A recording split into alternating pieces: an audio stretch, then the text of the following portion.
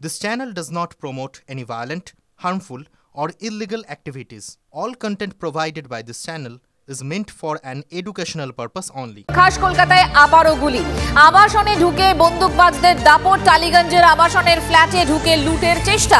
লুটে যখন বাধা পায় দুষ্কৃতীরা তখন এক রাউন্ড গুলিও চালায় তারা, এমনটাই অভিযোগ।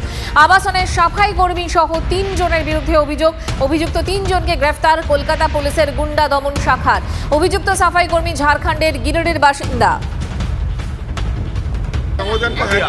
ওই গ্যাং নিয়ে এসে আমাদের অ্যাটাক করেছিল এবং একটা ফায়ারিং হয়েছিল। এই জমাদার কি আপনার পরিচিত, মানে আপনার বাড়িতে কাজ করতো? 2 মাস ধরে আসতো, এক এক সময় আমরা হ্যাক করতাম। কি নাম ছিল? সন্দীপ। অনেকদিন ধরে দু একজনকে ফোন করছিল যে আমি আসবো করে ওই দুটো ছেলে লুকিয়েছিল সিঁড়ির মধ্যে। ক্লাসিক্যাল গেটটা বন্ধ থাকে, নিচের গেটটা খুলে আমি ওদের ঢুকিয়ে, মানে ছেলেটা কাজ করছিল, ওরা লুকিয়েছিল, ওরা মোবাইল ফোনে ডেকে নিয়েছে। এসে আমাকে গলাটা টিপে টেপ মারার চেষ্টা করেছিল। হ্যাঁ, ওই ঘরের ভিতরে লিফটের সামনে। নতুন কোনো সুপার অ্যাপয়েন্ট ছিল, এটা পুরোনো লোক ছিল না আমাদের, এটা কোনো নতুন লোক ছিল। উনি বিল্ডিং এ করতে পারবেন? এই এরিয়া এখন অনেক ঘটনা ঘটছে দাদা, এখানে কেউ মার্কেট আগে দেখি নাই, দেখি পরে এরা আসে। এটা লাস্ট 1-1.5 বছর না, পুরো খালি নিচে গ্রাউন্ড ফ্লোরে লাগানো আছে, ওটাই, আর কিছু নেই। খাস কলকাতার টালিগঞ্জ এলাকায় ভোর সন্ধেবেলায় আগ্নেয়াস্ত্র দেখিয়ে ডাকাতির চেষ্টা। ঘটনাটি ঘটেছে গতকাল সন্ধেবেলা লেক অ্যাভিনিউর একটি আবাসনে। এখানে সন্দীপ বলে এক সাফাই কর্মী কাজ করেন। সন্দীপ বলে সাফাই কর্মী, সে তার 2 বন্ধু পরিচয় দিয়ে দুষ্কৃতীদের ভেতরে নিয়ে আসেন। এই যে রাস্তাটা দেখা যাচ্ছে, এখান থেকে কিন্তু দুষ্কৃতীরা তারা ভেতরে প্রবেশ করে। এই যে আবাসন, এই আবাসনে প্রবেশ করার জন্য কিন্তু পরিচয়পত্র দিয়ে তবে ভেতরে প্রবেশ করতে হয়, অর্থাৎ কে ঢুকছে তার পরিচয় কিন্তু এখানে লিপিবদ্ধ করতে হয়। যেহেতু সন্দীপ সাফাই কর্মী হিসেবে বহুদিন এখানে কাজ করে আসছে, সে তার 2 বন্ধুকে নিয়ে এসেছে, এরকমই কিন্তু বলে ভেতরে সে প্রবেশ করে। তারপরে 9 তলায় গিয়ে সেখানে দম্পতির বাড়িতে লুটের চেষ্টা করা হয় এবং যেটা ওই দম্পতিরা অভিযোগ করেছে যে তাদের কিন্তু মুখ আটকে দেওয়ার চেষ্টা করা হয় এবং যখন তারা বাধা দেয় তখন কিন্তু গুলি চালানোরও অভিযোগ ওঠে। বলে শুনলে গুলি চালানো হয়, সেরকমই কিন্তু অভিযোগ উঠেছে। সেই আওয়াজ পেয়ে যারা পাশে রয়েছে বাসিন্দারা, তারা চলে আসেন এবং তারা কিন্তু পুলিশে খবর দেয়। পুলিশে খবর দিলে পুলিশ আসে এবং এই দম্পতিকে রক্ষা করে। তারা থানায় অভিযোগ করে এবং তাদের অভিযোগের ভিত্তিতে লালবাজারের গুন্ডা দমন শাখা তারা ওই 3 দুষ্কৃতীকে অর্থাৎ সন্দীপ সহ আরও বাকি 2 জনকে গ্রেফতার করেছে। তবে এই ঘটনায় এলাকাবাসী রয়েছেন যারা, বা এই ফ্ল্যাটে যারা থাকেন, তারা কিন্তু রীতিমতো আতঙ্কিত। ক্যামেরায় পিকু দাসের সঙ্গে সোমা দাস, TV9 বাংলা, কলকাতা। বিরোধীরা কি বলছেন? সজল ঘোষের সঙ্গে আমরা কথা বলেছিলাম, সুজন চক্রবর্তীর সঙ্গে আমরা কথা বলেছিলাম, এবং পুলিশের কি বক্তব্য, প্রাক্তন পুলিশ কর্তা সত্যজিৎ বন্দ্যোপাধ্যায়ের বক্তব্য আপনাদের শোনাব।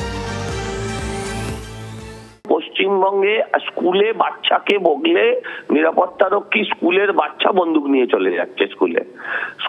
এটা আমেরিকায় হতো, হ্যাঁ, এখন সেটা পশ্চিমবঙ্গে আছে। দেশটা কত এগিয়েছে দিদি। লন্ডন করতে চেয়েছিল, আমেরিকা হয়ে গেছে, ছেড়ে দিন। সিরিয়া হয়ে গেছে কিনা বলতে পারবো না, ওই জেসিবি কে দেখার পর সেটা বুঝতে পারি না। আপনি ভাবুন, বলছেন অভিজাত এলাকা, অভিজাত এলাকা হোক আর যে জাত এলাকা হোক, তৃণমূল জাত এলাকা হলেই যেই অবস্থা হবে পশ্চিমবঙ্গের, হ্যাঁ, সেটা বারবার প্রমাণ করছে। মানুষের নিরাপত্তার সমস্যা কিন্তু থেকেই যাচ্ছে এবং সেটা ক্রমশ বাড়ছে। প্রশাসন, পুলিশ, মন্ত্রী তারা এই ব্যাপারে উদ্যোগী হবেন কিনা সবচেয়ে বড় প্রশ্ন সেটাই। মানুষের নিরাপত্তাই আজকে বিঘ্নিত টালিগঞ্জে, কলকাতা শহরের উপরে।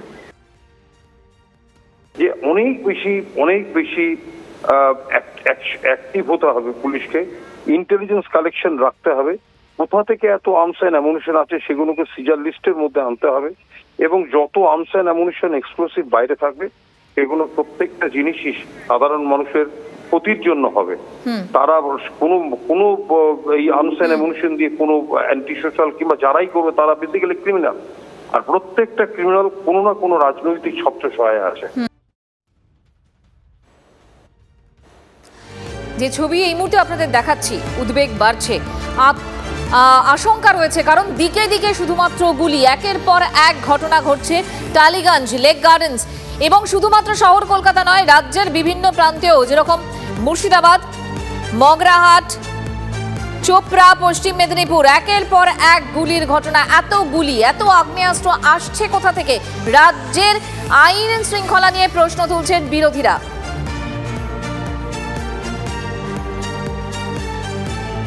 এবং গত এক মাসে কলকাতায়, খাস কলকাতায় 3টে শুট আউটের ঘটনা।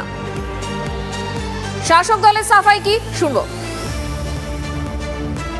মমতা বন্দ্যোপাধ্যায়ের নির্দেশের পর যুদ্ধকালীন তৎপরতায় কলকাতা পুলিশ, রাজ্য পুলিশ, এসটিএফ বিভিন্ন জায়গা থেকে বেআইনি অস্ত্র উদ্ধার করেছে।